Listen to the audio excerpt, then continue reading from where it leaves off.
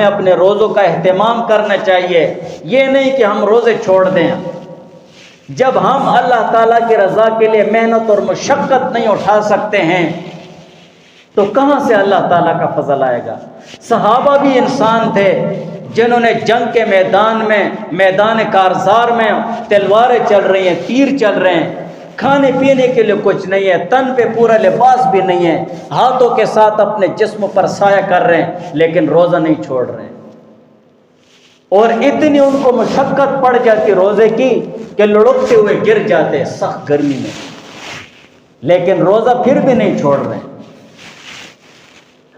ہمیں اتنا کمزور نہیں ہونا چاہیے، ہم ابھی سے اپنا ذہن بنائیں۔ آخر مسلمان ہیں، مسلمان کی شان یہ ہے کہ رمضان یہ اسلام کا بنیادی رکن ہے، بنیادی رکن ہے۔ ذرا سی بات پر، ذرا سی تکلیف پر اگر ہم اس کو چھوڑ دیں تو پھر تو یہ دین ہی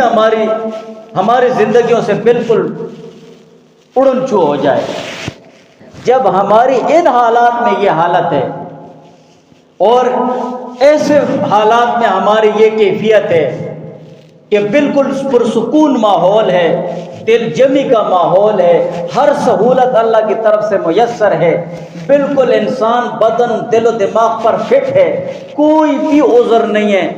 پھر بھی ہم روزہ چھوڑ رہے ہیں اس حالت میں بھی،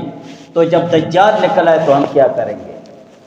جب ایسے حالات میں ہم اپنا ایمان نہیں بچا سکتے اور عمل نہیں کر سکتے ہیں تو جب دجال نکل آئے جس کے پاس جنت ہوگی، دوزخ ہوگی، روٹیاں ہوں گی، سب کچھ ہوگا،